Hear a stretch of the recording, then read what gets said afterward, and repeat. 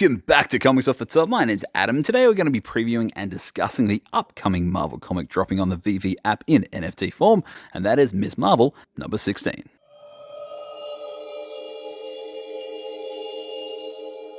Ms. Marvel 16 was released in 1978 and is a Bronze Age comic featuring the first cameo, or the first appearance, or the...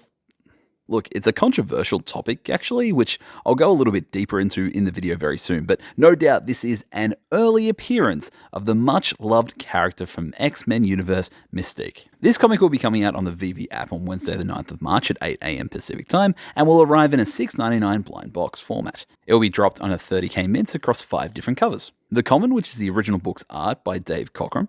The uncommon, which is the same but has a grayed out background. The rare and ultra rare, which is exclusive art commissioned for the VEVE NFT drop. And the ever popular secret rare featuring art from within the book. In this case, a panel of Ms. Marvel in her classic attire. The rare and ultra rare are from comic artist Nicoletta Baldari, who has done art for Marvel, Walt Disney, and Hasbro, among others. Most recently, she's done some very awesome variant covers for a few Marvel books. This very sweet variant for Daredevil, Woman Without Fear #1, and the very soon to be released variant for The Amazing Spider-Man #1, which is due to come out possibly now by the time this video comes out. P.S. I think there's going to be like 70 million different variant covers of this comic, so choose wisely. But on to the fun stuff. Ms. Marvel 16 is a Bronze Age comic released in 1978 and created by the legendary writer Chris Claremont and the artist Dave Cockrum. This issue has got the first appearance of Mystique, aka Raven Darkholme.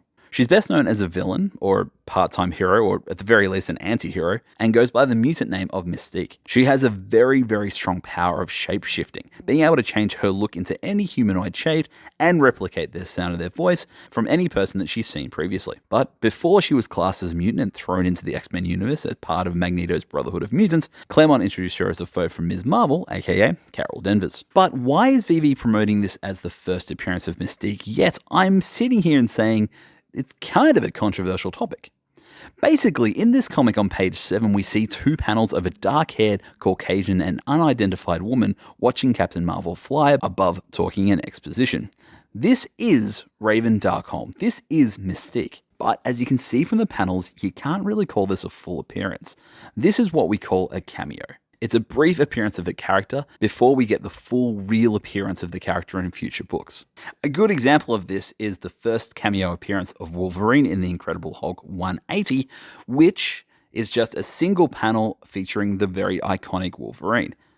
Then, what is considered the first full appearance in Incredible Hulk 181. By the way, if you want to see a fight at like a Comic-Con, just somebody walk into the room and say, Incredible Hulk 180 is the first appearance of Wolverine, and just watch everyone explode. But back to Mystique. Then in issue 17 of Ms. Marvel, we get maybe her first appearance, but she is appearing as Nick Fury for most of the issue before transforming into 2 other female S.H.I.E.L.D. agents, including the Tintessa, who is Nick Fury's lover, in order to get past and infiltrate S.H.I.E.L.D. headquarters to get information about the Avengers and how to beat them. Then, finally in Ms. Marvel 18, we get the real reveal of Mystique in all her blue skin, red hair, and white dress glory, which is considered by most to be her first full appearance.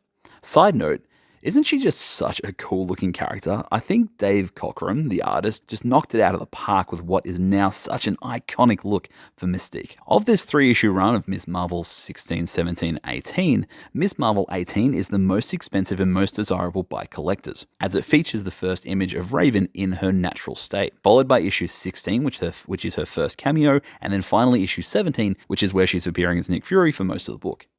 Yep, so after all that, I told you, this was so confusing, which is why I'm so dubious about VEVE calling issue 16 her first appearance, as I, like most other comic collectors, consider it to be a first cameo of the character. But I guess confusion is a shapeshifter's biggest strength, so it makes sense that her first appearance is also shaded in so much confusion and argument among us lowly humans. While her beginnings have been quite a point of contention, her popularity in the world of X-Men has been a celebrated one and nothing but success. First appearing in Claremont's Uncanny X-Men 141, which is part 1 of the wonderful Days of Future Past storyline, she came out in the X-Men universe in 1981, which means it took about 2.5 years in order for her to move from the initial beginning as a foe for Carol Danvers into her true calling as part of the Brotherhood of Mutants by Magneto's side. Since then, she's been in all aspects across the Marvel Universe, being featured in the 90s X-Men TV show, best theme song ever by the way, and then rose to massive levels of popularity due to the X-Men films. Initially being played by Rebecca Ramon Stamos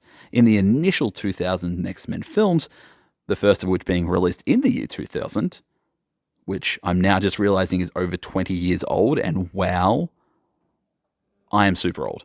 But I'm going to save that little breakdown for when I'm not recording a video. And all the way to the recent films from the X-Men First Class era, which released in 2011. God damn it, that's now 10 years old.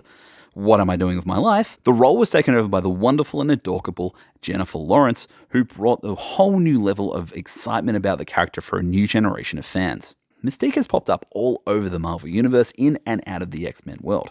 She ironically became an agent of S.H.I.E.L.D.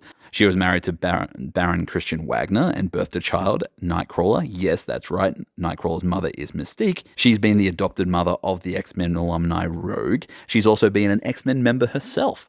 She's been part of the Uncanny Avengers, the Dark X-Men, and just a whole host of other places that really does show that being a shapeshifter, you can take on so many different roles.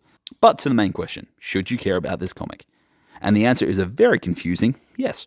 Mystique is one of those kind of characters who have captured the imaginations and a huge fan following from the moment she arrives on the X-Men scene. The fact that there's such a controversy and confusion about her first full appearance just makes the lure and appeal of the character even stronger for me personally, because it's a great story. And at the end of the day, she's just such a cool character who can pop up literally anywhere at any moment.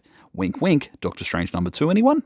But that's enough from me. Thank you so much for watching this video. If you enjoy my content, please make sure you like and comment down below if you're new to the channel or you haven't subscribed yet. Love consider maybe hitting that bell icon and coming along with me on my YouTube journey. I got plenty more comic content coming out in the future, so please make sure you're checking back week to week. But apart from all that, thank you so much for watching. Please make sure you're staying safe, staying healthy, being amazing, and as always, I will see you in the next one.